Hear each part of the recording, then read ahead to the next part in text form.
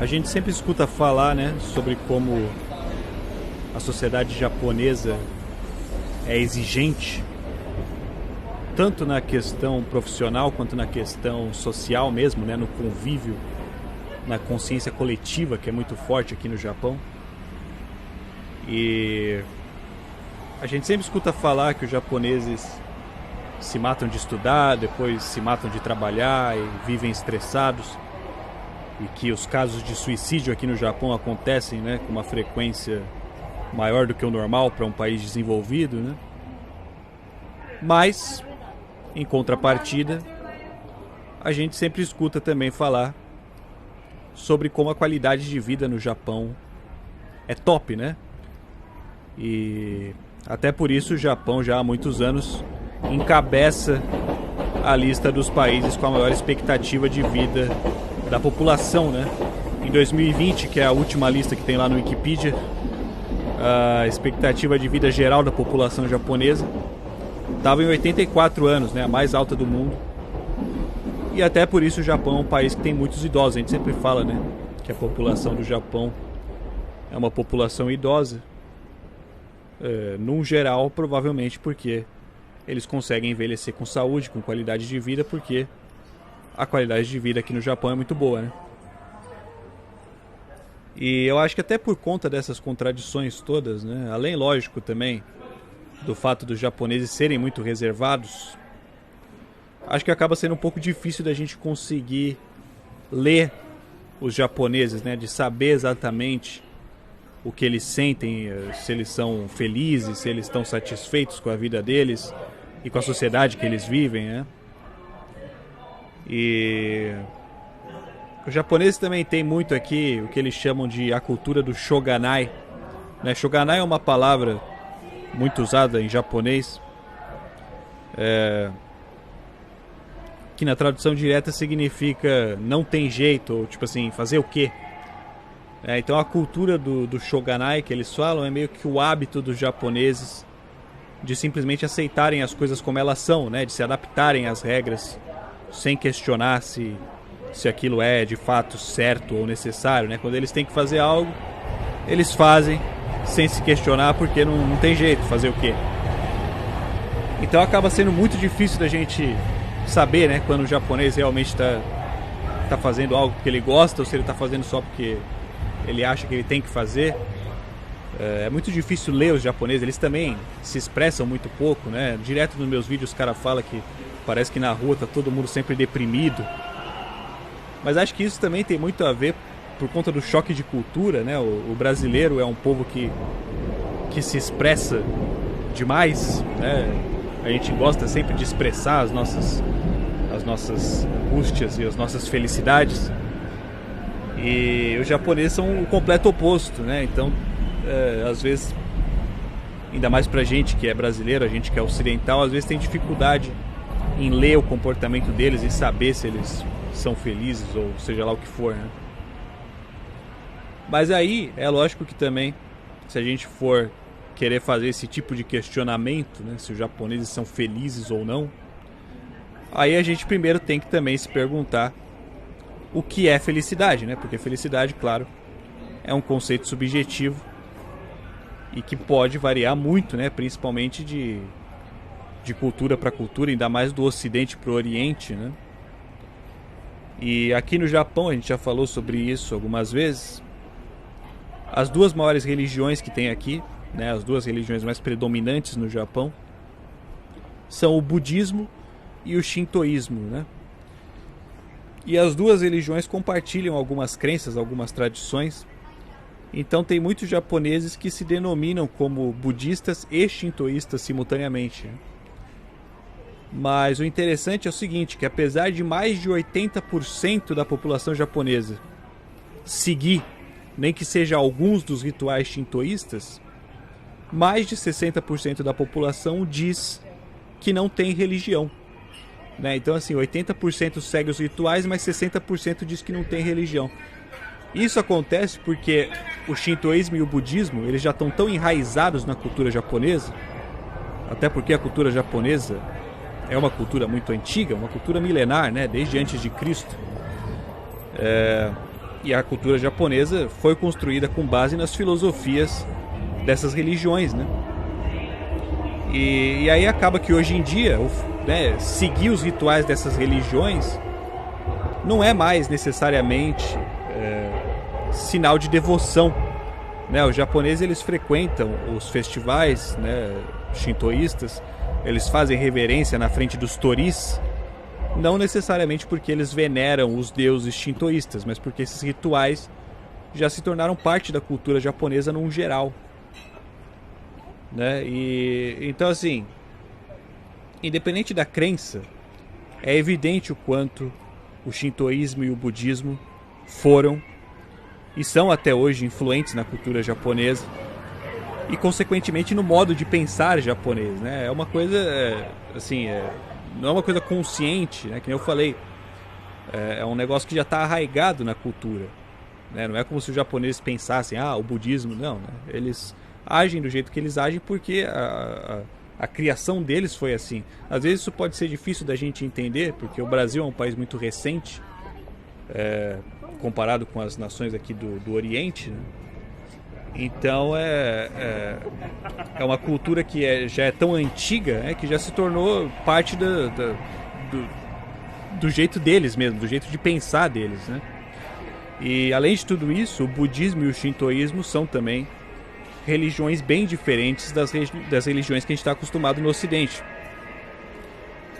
Porque, assim, num geral, né, um ponto muito explorado por todas as religiões do mundo, em todos os momentos da história, sempre foi, e sempre vai ser provavelmente, o temor da morte, né? As religiões tentam, por meio de teorias sobre vida após morte ou reencarnação, ou seja lá o que for, confortar as pessoas diante da certeza que todos nós temos de que um dia nós vamos morrer, né? Agora, no budismo, apesar de existir a crença na reencarnação, e isso também varia, né? Porque o budismo, ele tem diversas vertentes. Existe o budismo em diversos países. Tem o budismo chinês, que é diferente do budismo japonês, que é diferente do budismo indiano.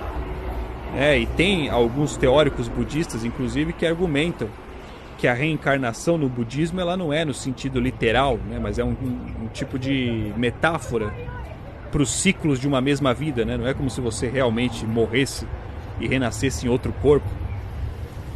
Mas, enfim, de qualquer forma, né? Depois da reencarnação, de todas as reencarnações, o estágio final do budismo, que é o que eles chamam de nirvana, é justamente a quebra do ciclo. É o momento em que um ser se liberta da necessidade de reencarnar e encontra finalmente a plenitude absoluta lá.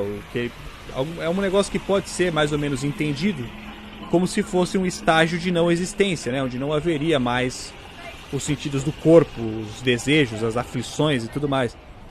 Onde um ser se liberta da prisão do corpo, né? E, se a gente pensar bem, isso se parece um pouco mais com o que a ciência tem a dizer sobre a morte, né? A partir do momento em que falta oxigênio no nosso cérebro, ele para de funcionar e a nossa consciência desaparece, né? Porque até onde a ciência sabe hoje em dia, a consciência é produto do cérebro, e quando o cérebro não funciona, não existe consciência, né? A gente deixa de existir. E isso pode parecer meio deprimente, pode parecer meio assustador à primeira vista, mas se a gente pensar bem, a gente já sabe como é estar morto, porque todos nós já estivemos lá, né? Antes de ter nascido, a gente já não existiu por bilhões de anos até finalmente escorregar pelo útero das nossas mães.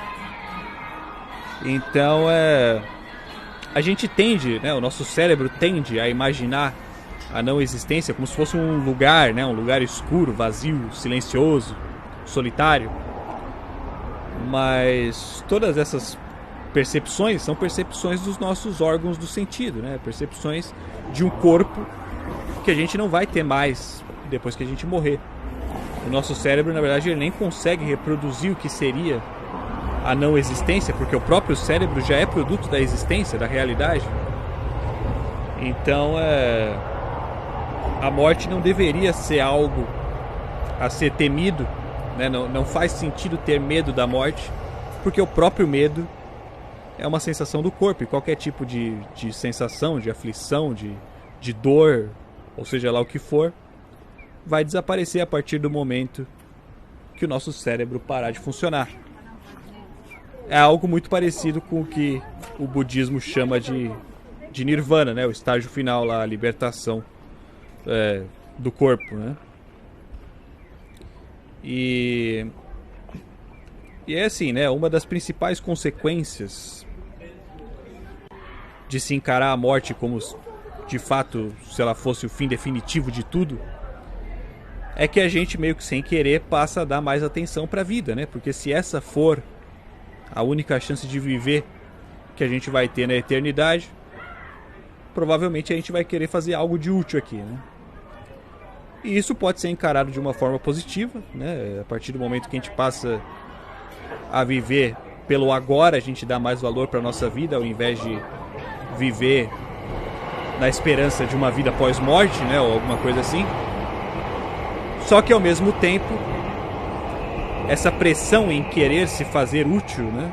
Justamente por sentir que o tempo é curto, pode acabar gerando um sentimento de urgência muito grande e, consequentemente, uma frustração muito grande, caso os nossos planos de vida acabem não se concretizando como a gente imaginava, né? Mais ou menos como é a pressão profissional, a pressão social aqui no Japão que a gente estava falando, né? Os japoneses, eles estudam, eles trabalham, eles, né, se esforçam para melhorar a sociedade deles, exatamente como se não houvesse amanhã, né? Eles trabalham por hoje. E para isso o budismo também tem meio que um escape ali, né?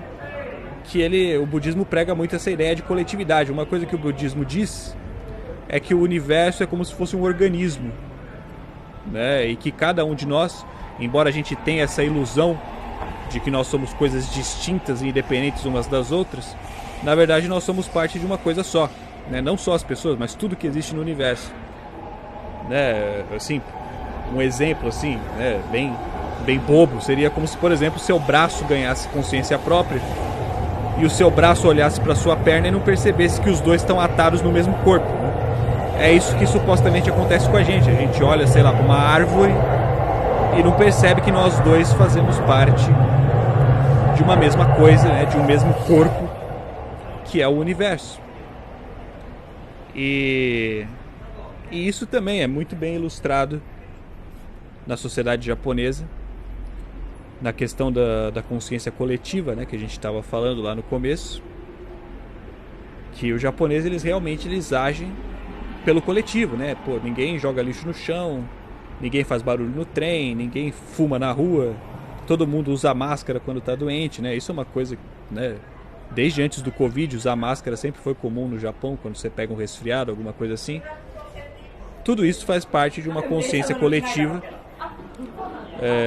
em que se acredita que se você fizer mal ao outro, você consequentemente vai estar fazendo mal para si próprio, né? Porque o outro é você e vice-versa. É aquilo que eu falei, né? É uma coisa inconsciente, não é como se os japoneses realmente pensassem ou acreditassem nisso. O budismo falou isso. Não, mas como a sociedade japonesa e a cultura japonesa foi construída com base nas filosofias budistas e shintoístas, acabou que esses costumes se tornaram comuns, entendeu? E é lógico, isso também é um dos fatores, né? É lógico que existem inúmeros fatores pelos quais as coisas são como são. Mas aqui eu tô pegando mais essa questão da religião, essa questão da fé e das crenças, né, que deram origem à cultura japonesa. E dessa mesma forma, né, em que tem essa questão da coletividade, de que se você faz mal ao outro, você consequentemente está fazendo mal a si próprio, o inverso também vale, né? O budismo e a cultura japonesa em geral, a cultura oriental em geral,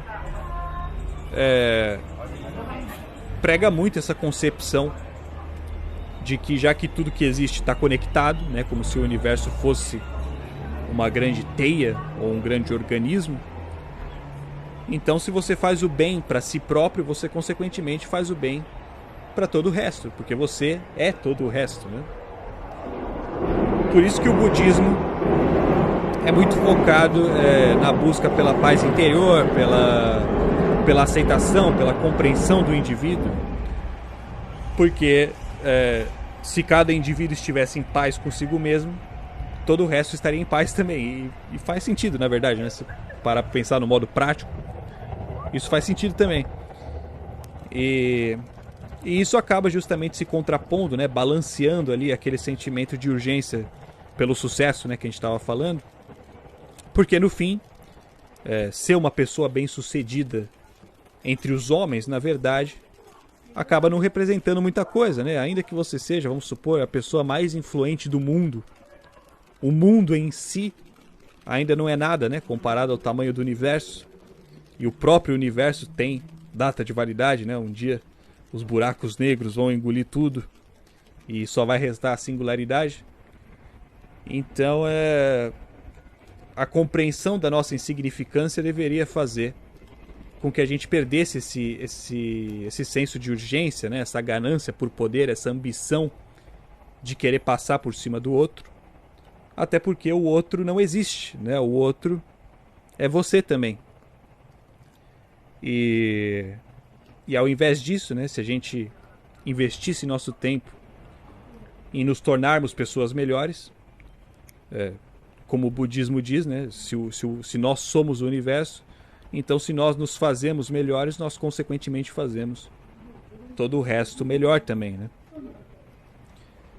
E para isso, né, os japoneses têm meio que um método, né, um conceito por meio do qual eles acreditam que seja possível encontrar a tal da paz interior, ou a felicidade, ou seja lá o que for, né? Eles chamam esse conceito de Ikigai, que na tradução direta significa razão de viver. E muitos japoneses acreditam, inclusive, que esse seja o motivo pelo qual os japoneses, no geral, envelhecem tão bem, né, com saúde e boas condições de vida.